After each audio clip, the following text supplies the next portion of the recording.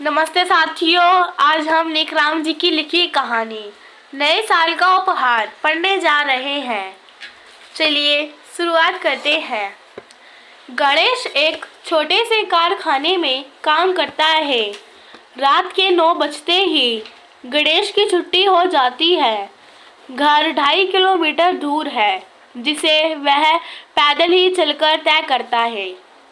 रास्ते में उसे हमेशा एक शराब की दुकान दिखाई देती थी। आज भी वह दुकान दिखाई दी। बहुत भीड़ लगी थी। लोग आपस में बातें कर रहे थे। आज रात को नया साल है, जमकर पिएंगे। दूर एक पुलिस की जिप्सी खड़ी हुई थी। शराब की दुकान के बाहर भीड़ बढ़ती ही जा रही थी। गणेश ने मोबाइल में समय देखा तो 9:15 हो चुके थे। गणेश ने जेब में टटोलकर एक 200 रुपया का नोट निकाला और नोट को गौर से देखने लगा। लंच के समय धूप सेकने के लिए कारखाने के बाहर खड़ा हुआ था, तब सड़क पर उसे यह नोट पड़ा हुआ मिला था।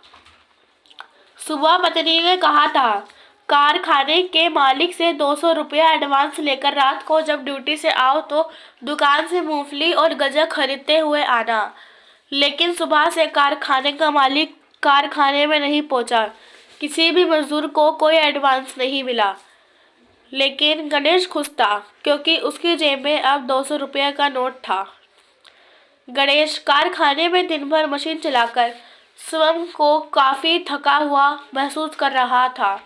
वह खुद को रोक न सका।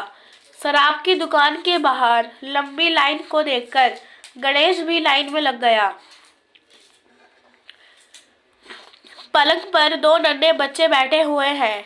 एक का नाम सोनू, एक का नाम रीना। सामने टेलीविजन चल रहा है। सोनू अपनी बड़ी बहन रीना से कहने लगा, पापा शाम को मूंगफली और गजक लाएंगे। रीना ने कहा, मोहल्ले में सबके पापा नए साल को मूंगफली और गजक लाते हैं। हमारे पापा भी जरूर मूंगफली और गजक लाएंगे। तभी दरवाजे की बेल बजी।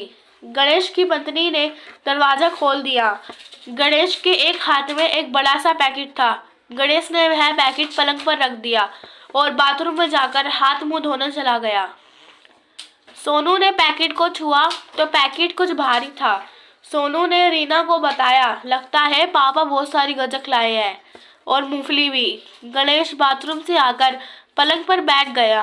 पत्नी ने थाली में खाना लगा दिया। माँ ने बच्चों से कहा, खाने का सामान है, रात को 12 बजे ही पैकेट खुलेगा, उससे पहले कोई हाथ नहीं लगाएगा। सोनू और रीना चुपचाप टीवी देखने लगे। रात के 11 बज चुके थे। बच्चों की आंखों में नींद भरने लगी, लेकिन बच्चे मूंगफली और गजक खाना चाहते थे, इसलिए वह अभी थक जाग रहे थे। गणेश ने सोनू से कहा, जा दादी के कमरे से दादी को बुला ला। सोनू अपनी दादी जी की उंगली पकड़कर पापा के कमरे में ले आया। दादी को एक बड़ा सा पैकेट दिखाते हुए कहने लगा, पापा हमारे लिए ढेर सारी मूंगफली और गजक लाए हैं। सबके चेहरे पर मुस्कान भी थी। गणेश ने बच्चों से कहा, तुम सो जाओ, रात हो चुकी है। बच्चे अपनी जिद पर अड़े हुए थे, नहीं हम मूंगफली और गजक खाकर ही सोएंगे। बातों बातों में 12 बज गए। गलियों से बम पटाखे की आवाजें भी आने लगी। चारों तरफ खुशी का माहौल था। फिर से एक और नया साल आ गया। सोनू ने कहा, पापा अब तो पैकेट खोल दो, दादी जी को मैं मूंगफली छीलकर खिलाऊंगा। अब दादी जी बूढ़ी हो गई है ना, उनसे मूंगफली ना छिलेगी। सोनू की बातें सुनकर दादी जी खूब हंसी। गणेश ने सोनू से कहा कि यह पैकेट तुम्हारी दादी जी खोलेगी। बच्चों ने तालियां बजाई। दादी जी तुम खोलो। पैकेट जैसे ही खोला, उसमें से ना मूंगफली ना गजक। सोनू अपनी बहन रीना की तरफ मुंह करके देखने लगा। गणेश की पत्नी ने गौर से देखते हुए कहा, यह तो एक नई शॉल है। गणेश ने बताया, माँ की शॉल पुरानी हो चुकी थी और कई जगह से फट भी चुकी थी। घर में रजाई और कंबल तो बहुत है, लेकिन नई शॉल ना थी जिससे ठंड रुक सके।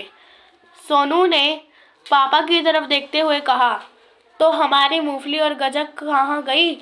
गणेश ने बताया, मैं शराब की दुकान की लंबी लाइन में लगा हुआ था। मुझे याद आया कि बच्चों ने 2 दिन पहले कहा था कि पापा नए साल को मूंगफली और गजक जरूर लाना। मैं जल्दी से लाइन से निकला और मूंगफली वाले ठेले के पास पहुंच गया। 1 किलो मूंगफली और आधा किलो गजक पैक करवा ली।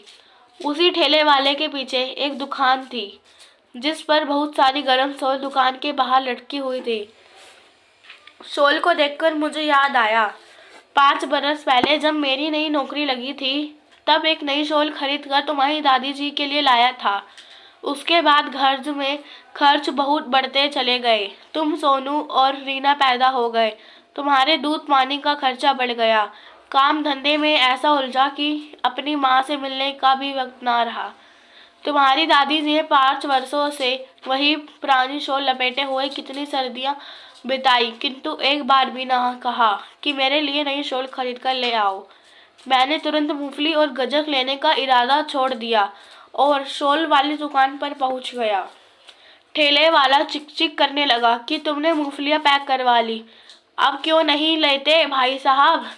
मैंने उसे अपनी मजबूरी बताई। मेरे पास सिर्फ 200 ही रुपए हैं। बीवी के लिए तो कई बार साड़ियाँ खरीद चुका हूँ, लेकिन आज अपनी बूढ़ी माँ के लिए नई शॉल खरीदना चाहता हूँ।